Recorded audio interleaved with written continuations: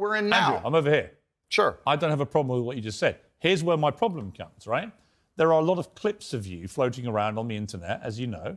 One of them has you saying, bang out the machete, boom in her face, grip her by the neck, shut up, bitch. In another, you say, slap, slap, grab, choke, shut up, bitch, sex. When people see those clips and hear you say those things... Agreed. Well, I don't think that...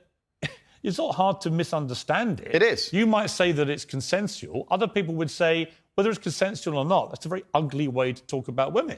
Completely. Now let's hitting them with machetes. No, watch the whole video. It's a girl coming at me with a machete and me saying, here, slap the machete out of her hand. She's attacking me. So you don't understand. This is the exact point. I do understand. No, people don't watch them in full. And this is actually what's interesting. And please don't interrupt me on this point. Social media has changed in modern times. YouTube 5 years ago was 5, 6, 7, 8 minute long videos. Now we have TikTok, 10 seconds, 15 seconds, 20 seconds, YouTube shorts, Instagram stories. Now anything you produce that's long form is cut down to very, very short form. They're interested in clicks, they're interested in engagement. Of course. They find but the find the most controversial clips they can Andrew, on purpose. You benefited from all that. Everybody benefits from social media views, as do you. Was it the Hustler? What is it called? I had an online school. Called? Hustlers University. Right. And their whole job was to promote your clips, make you rich and famous. So you've benefited from this system, the one you now profess to hate. You've benefited from all that. I never said I hated it. You've clickbaited like the best of them. I never said I hated it. I'm saying what happened. I don't hate it. I don't hate social media. I think it's a very powerful force. I don't hate the social media. I'm saying the point is, I think you can talk, look, you can talk to girlfriends of yours, maybe a secret wife, I don't know. It's entirely up to you. Or two. Maybe you've got 10 wives, that's your business. I don't care, right? My only thing is, I don't care what you do in private. If it's consensual between you and another woman, you can do what you like, right? It's your life. I believe in freedom and liberty.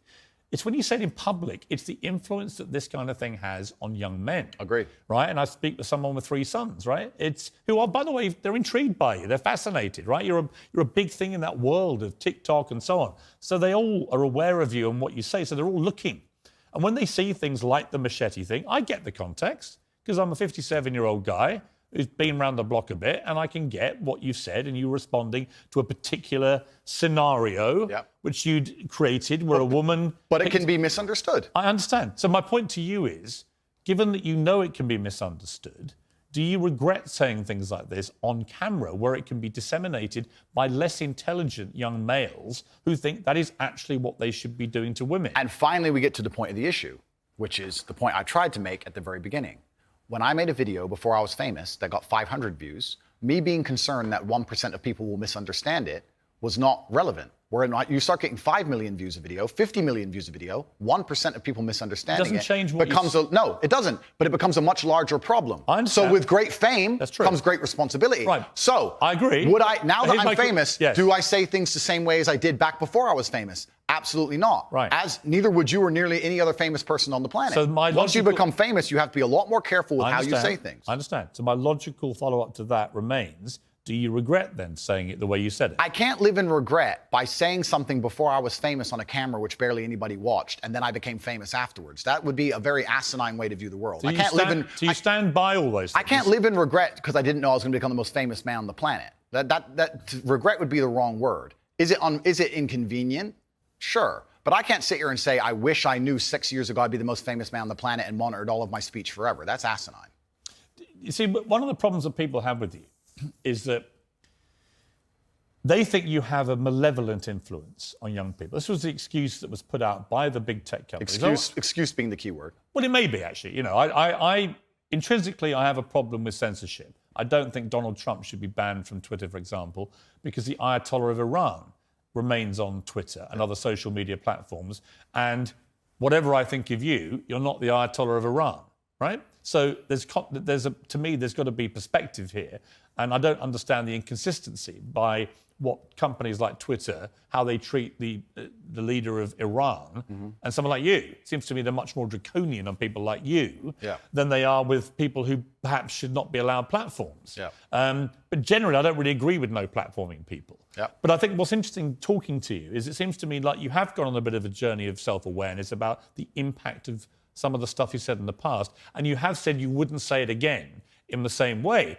Now, you may not want to express regret for that, but it shows me that at the very least, you have evolved to somebody who recognises that these can be quite damaging in the way that you said them. Completely. As a professional and as an adult, it would be stupid for me to sit here and say that now that I'm the most famous man on the planet, my words do not have more impact than they did before.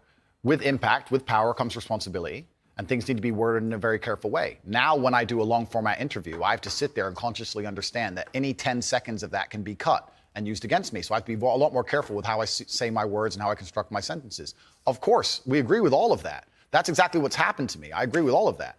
I don't want to be seen as a negative influence in the world. I know that there's a whole bunch of men. I get thousands of emails a week from men whose lives I've saved. I get thousands of emails a week from men who are on the verge of suicide and I've saved their lives. We're talking about... And by the way, I don't dispute that at all. You have almost certainly, I would think, from everything I've read about you, I think you have certainly been probably able to be very helpful to young men who have really struggled for self-confidence and all that kind of thing, right? Completely. I'm completely prepared to accept that. But there was also, I think, quite a disturbing piece that BuzzFeed did. And it talked about the negative impact of young, impressionable male minds when they've read or seen some of the more inflammatory things you've said. And they quoted, for example, Sandy, 22, from Washington. My father's gone from a man who minored in women's studies in college, who was kind and in touch with his emotions, treated all people, men and women around him, with kindness, to a man who says that whenever he sees an effeminate male stranger, he gets an overwhelming urge to murder them. He loves podcasts. He listens to a lot of podcasts. I know he's listened to Andrew Tate. Whoa. Let's stop for a second. Let's be professional here, Piers, because you're a professional, as am I. First, she said, did you say that my father went? She said, my father has gone. Her father. That's a full-grown man, firstly. So we're talking about my impact on children. You just talked about a full-grown man here. Secondly, I've never talked about murdering effeminate men in anything online ever, in any context ever. So I don't know why they have taken some random person I've never met in the world who's full-grown, an adult, and come to their own conclusions who I've never met and lumped his name in with mine.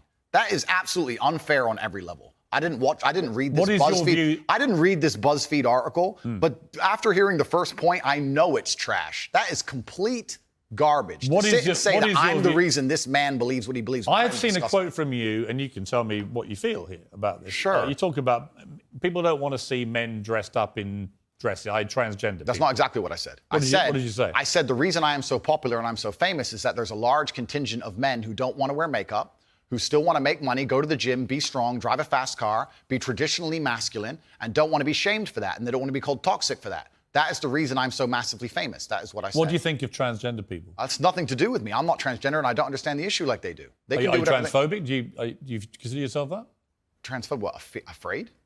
Well, it kind of, yeah. You have I don't live in fear, my friend. I have no problem. Do you have a dislike of transgender people? I don't know any transgender people. But do you have a dislike of what they stand for, what they are? No. Why would I? I don't know. That's not my issue. That's not my issue. And that's actually quite interesting because when I was attacked, a lot of these stupid articles like BuzzFeed, because it's ridiculous, that first point proves anyone with a brain knows that that's garbage.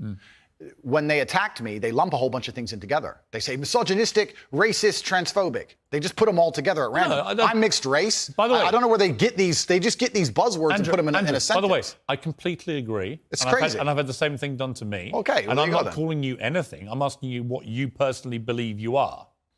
It's not an issue I discuss. What I do discuss is that... So you support transgender people? I support individual liberty. I'm a libertarian. Yeah, so you support transgender people? Sure. Why not? Exactly, yeah. So, but my point is, as a whole, you're saying that I'm saying I don't want to see men in dresses. I'm saying no. You support gay people? Sure. Yeah. I'm saying there's a large contingent of men in the world who like the idea of the traditional masculine view of the world, who feel happy when they watch 80s action heroes with big muscles and they run around. And there's nothing toxically masculine about having a fast car and a beautiful girlfriend and making a bunch of money. And nothing at all. Absolutely. And those are the people who are my fans. But the problem is, okay, I'm going to interrupt you just to say this. No. Okay, but you're saying that I have a problem with men in dresses. I'm saying no. The people who watch my content. I've asked you that question. You've answered. Yeah, but the people who watch my content don't want to see men in dresses. Clearly, I don't wear a dress.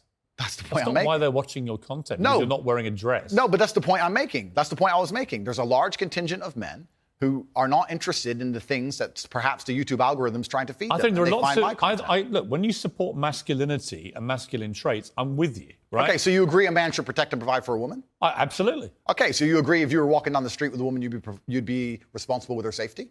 Yeah. Cool, absolutely. So if that woman wanted to walk alone at night... I don't think I have authority over the woman as we do that. Okay, so let me ask you another question, Piers, because we are professionals. Let's say your woman decided she wanted to take a nice little walk through the south side of Chicago at 2 a.m., and she wanted you to go with her, and you were responsible for fighting and dying on the spot if she was attacked, don't you think you would say to her, no, we're not going out right now, it's not safe? Yes. Okay, so you'd have authority to make the decision. So No, we I agree. wouldn't. So I would say, I don't agree. think you should. If she decides to, it's her own volition. Well, if she decides, you're not going to stop I her. have no power to stop her. Completely. But you think you do. No, I don't think I have power to You stop her. clearly do. No, I think I have power to make the decision. I think, no, that's not So sensible. if you have the power to make the decision, you have the power to stop her. No, because And if that's she- where we differ. And that's why I think it's interesting about you. I don't think you really think through what you're saying. I think through what I'm saying Because so carefully. Yeah, but Andrew, what Piers. you've literally just said is that you have the power to stop No, her. I said I don't have the power to stop her. I'm not going to lock her in the room. I'm saying that. So if as she a- wants to go on her own, then she's going to go. then But you as a don't have cou- authority to stop her. Okay, but as a couple, if we're going to sit there and decide if we're going to take this. You late- asked me, would I feel a sense of responsibility for her safety? Absolutely. Agreed. Absolutely. So would let me I finish, have the Piers. power or authority to stop her doing it? No. No, of course not. So let me finish, Piers. You're not going to stop her walking out the hotel. Of course, it's her decision. She's a sovereign individual. My point is that usually in a couple, you sit there as a team and you discuss, and perhaps on certain issues,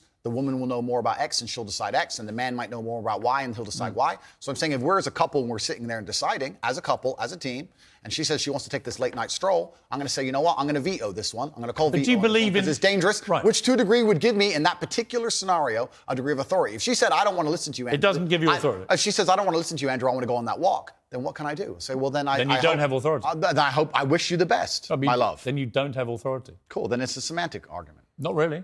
I think It's the complete opposite of what you said you had, which was authority. No problem, Piers. No problem. But I think Let we me ask actually. you about